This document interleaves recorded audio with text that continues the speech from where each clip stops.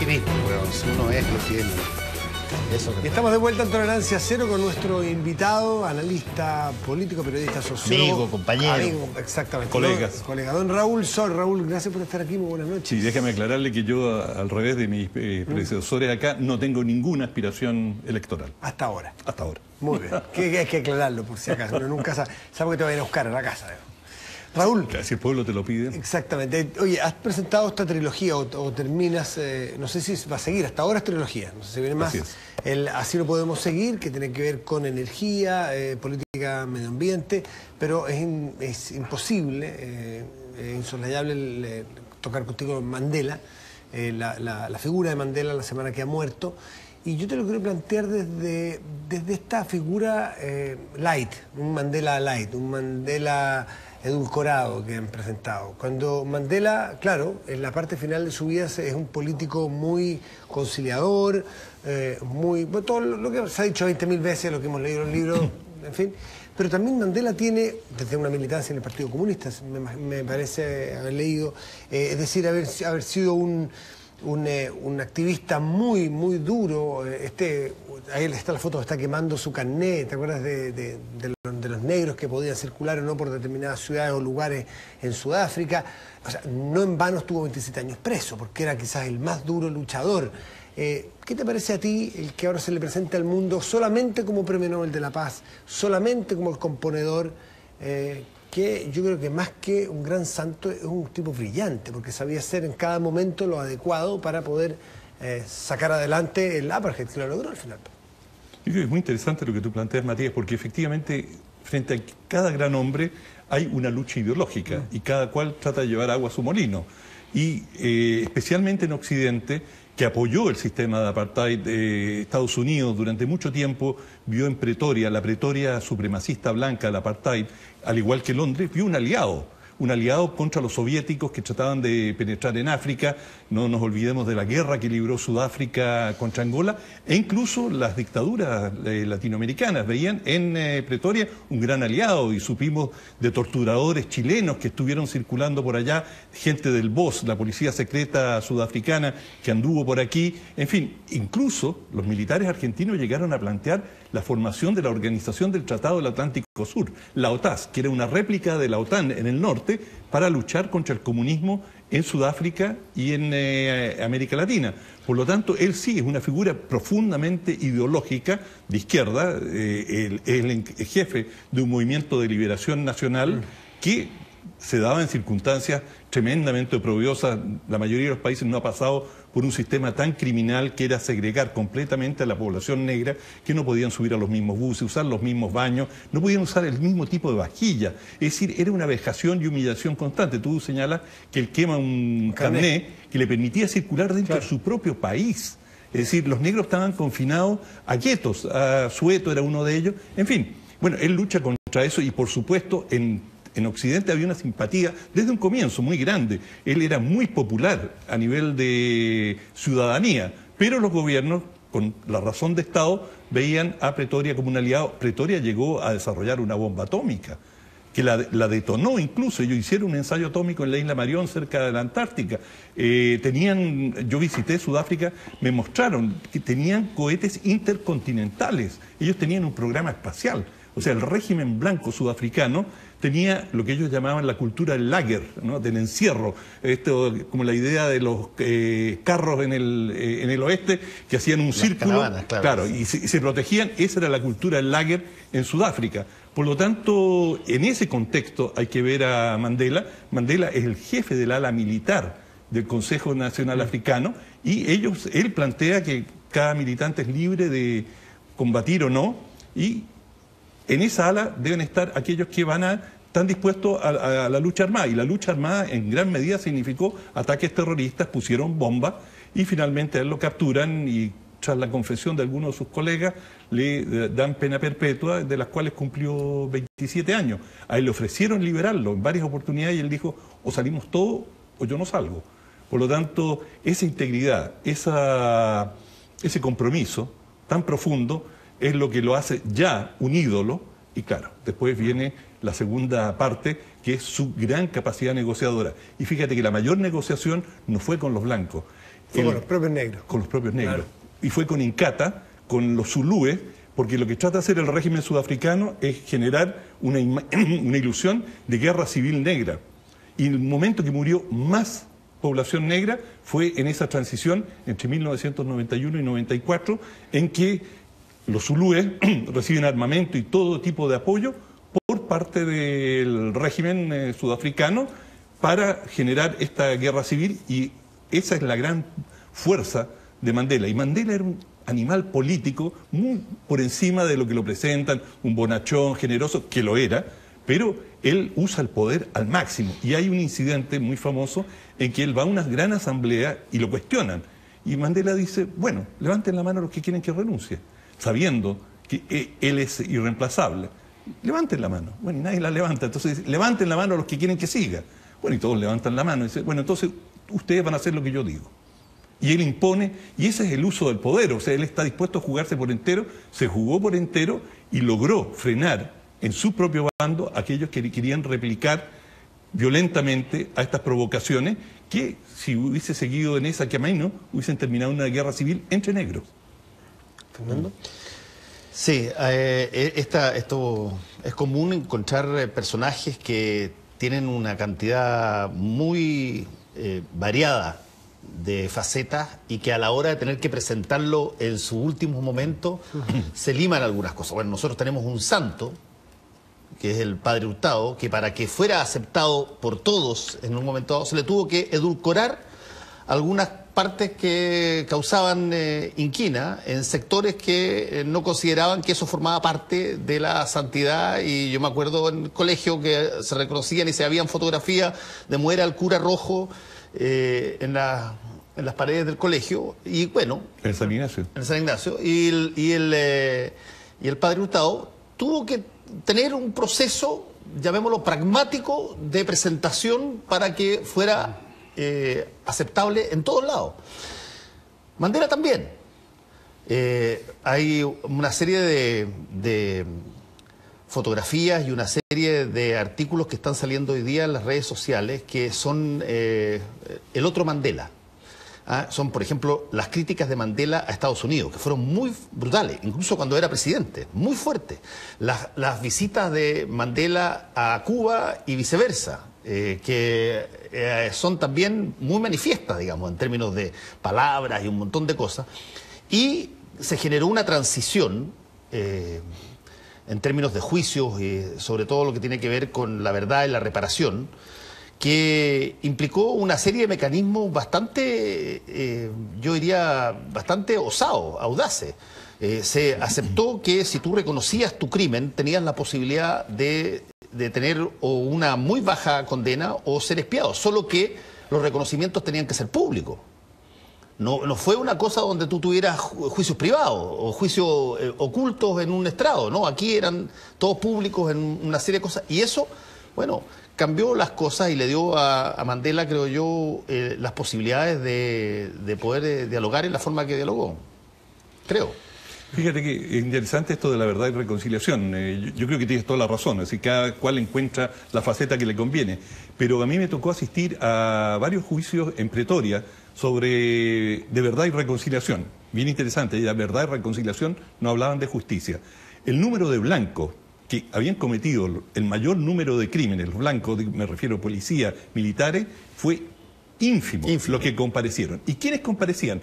Eran negros que habían participado y que tenían que probar que los crímenes que habían cometido no eran crímenes comunes, sino que eran crímenes con motivación política. Y eso les permitía, digamos, salir de la cárcel. Zafar, entonces, claro, entonces, digamos, a mí me tocó asistir a un caso de un tipo que había matado a 2 carceleros y había tirado una granada, y tenía antecedentes delictuales, pero a la vez había tenido militancia. Y el tipo ahí trataba de convencer al tribunal de que no, en realidad lo he hecho por motivación política. No me quedé al final del juicio. Y todo esto, el personaje acusado hablaba en Xhosa, que es la tribu dominante. Esto era traducido al inglés y al Boer, simultáneamente al africano. De manera que tenían ese... Es decir, lo que era lo que se entendía al final era tan confuso y fue una decisión política.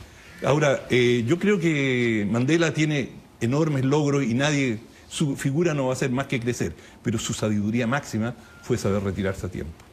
Porque Sudáfrica, por supuesto, no es la sombra, no puede ser comparada con el periodo del apartheid, pero la pobreza, la miseria que aún se vive en Sudáfrica es un problema muy serio. Y hay un descontento muy grande, hay un nivel de criminalidad muy alto en Sudáfrica. Él entiendo que ni siquiera fue a una reelección, ni siquiera. No, a ninguna. Estuvo solo un y yo creo que periodo. en eso es parte de su sabiduría.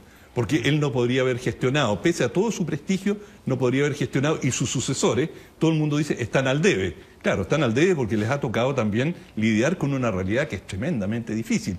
Y si bien no hay apartheid, todavía las diferencias sociales y económicas entre blancos y negros son descomunales. Fernando Villegas. ¿Cómo estás? Buenas noches, Raúl. Hola, colega. Fíjate que, colega. Bueno. Sociólogo. Oye, sí, tenés razón. Este personaje Mandela me recuerda, con todas las diferencias hasta de color de piel y de historia, países, sociedades, por su magnitud política. Me recuerda, fíjate, a Abraham Lincoln. Qué curioso. Bueno, era un tipo que era capaz de ser muy magnánimo, pero también ser muy firme, un hombre de una habilidad política extraordinaria. Formó un gabinete con todos sus enemigos políticos que habían competido con él. Y es uno de los grandes políticos del siglo XIX. Yo creo que Mandela es probablemente el más grande político del siglo XX, más o menos por la misma versatilidad.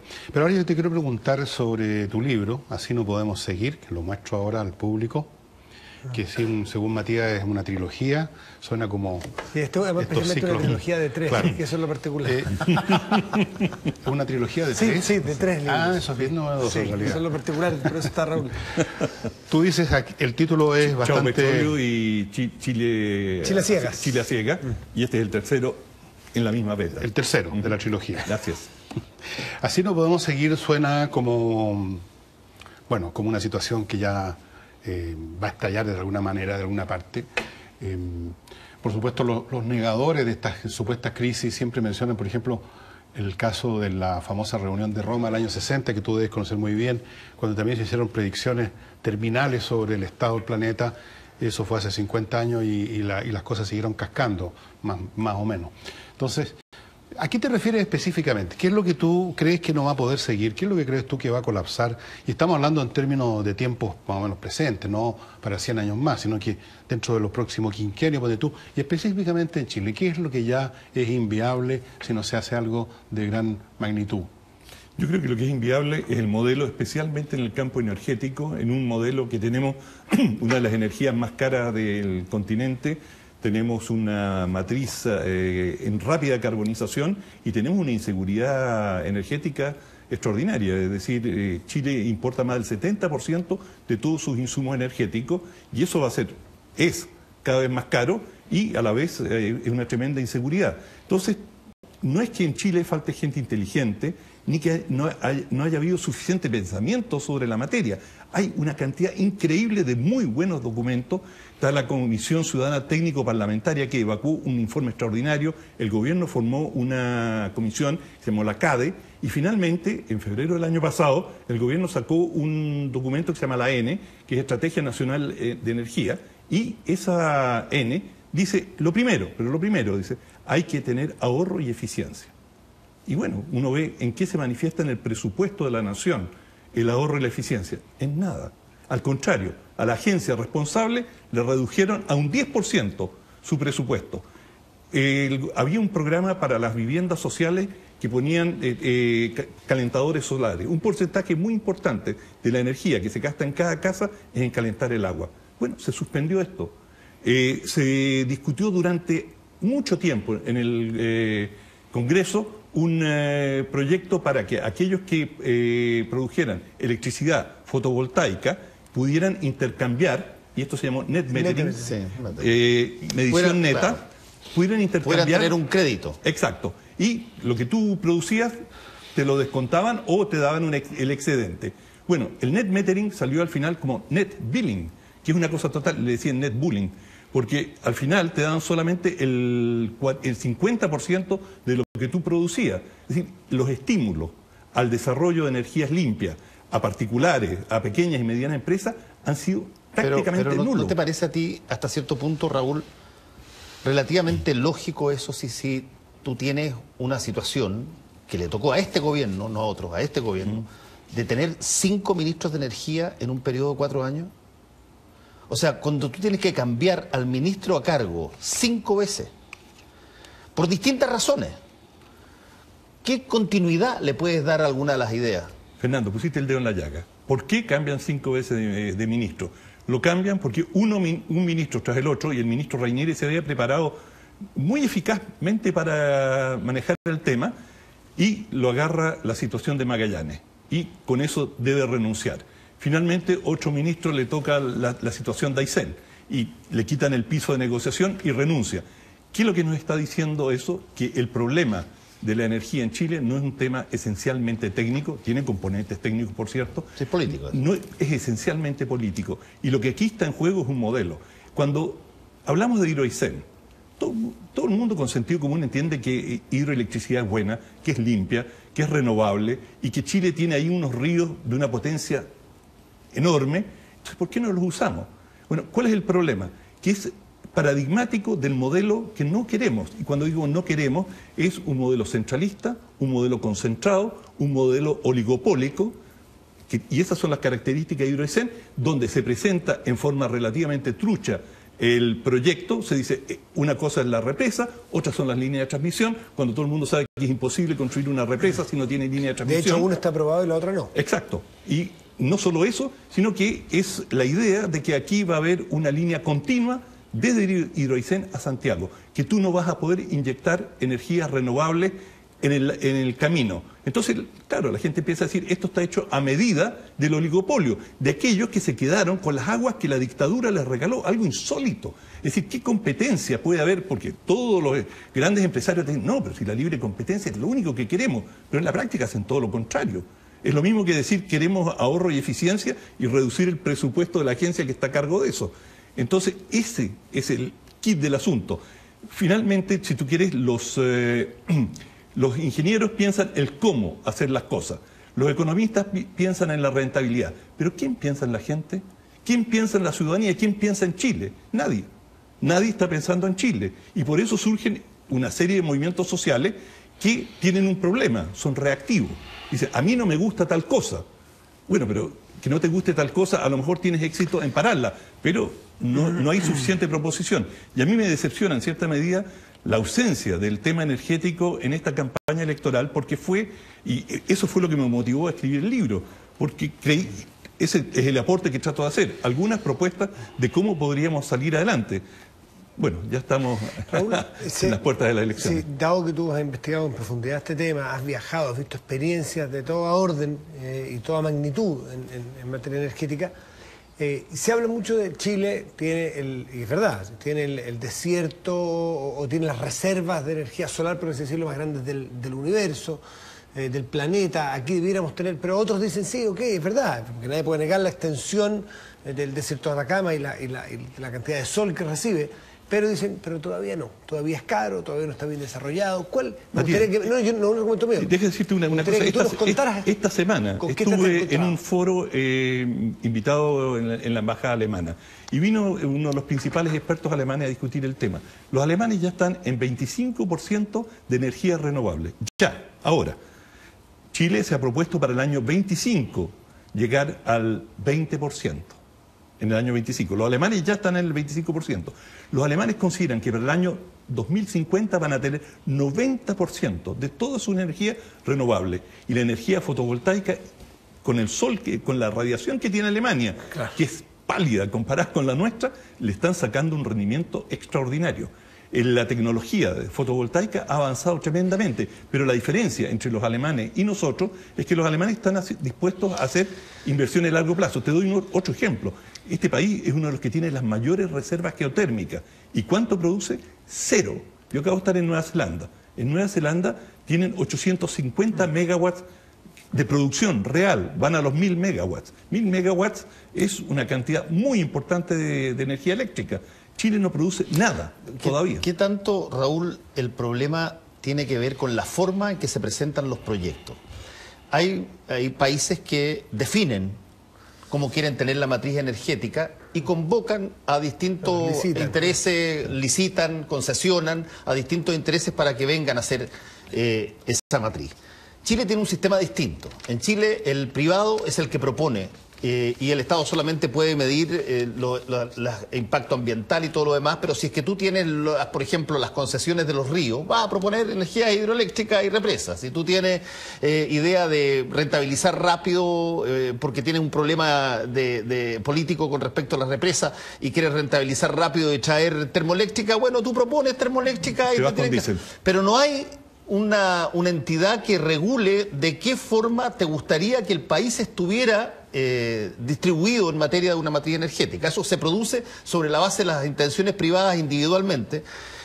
Y yo creo que ese puede ser un tremendo problema, porque ¿cuándo el país establece cómo tiene que ser una matriz entonces, en esas circunstancias? Bueno, yo creo que tú me ahorraste todo lo que podía decir sobre la materia, porque ese es el punto.